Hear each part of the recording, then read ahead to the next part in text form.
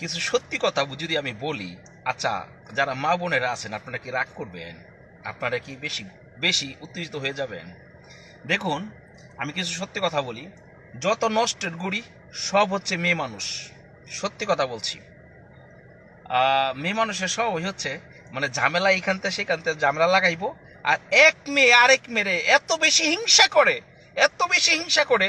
মনে করুন, আমার টিমে যারা আছে আমি সবাইকে মোটামুটি বোনের মতো দেখি, আর যাদের সাথে পার্সোনাল কমিউনিকেশন করার সেটা তো আমি করি।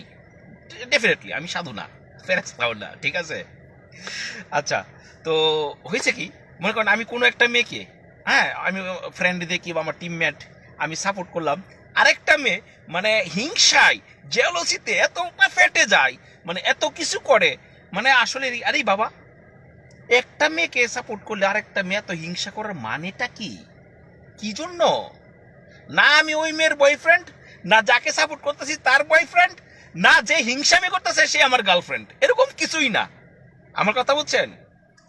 তো আসলেই আমাকে আপনারা একটা সমাধান দেন যে আসলে এই হিংসামিটা বা এই জেলুসিটার শেষ কোথায়? কেমন করে এটা শেষ হবে? কেমন করে? আমি এটা শেষ দেখতে চাই। আমি ক্লান্ত হয়ে গেছি। একটা মেয়ে একটা মেয়েকে এত হিংসা করতে পারে? আল্লাহ, প্লিজ ভালো হয়ে যান।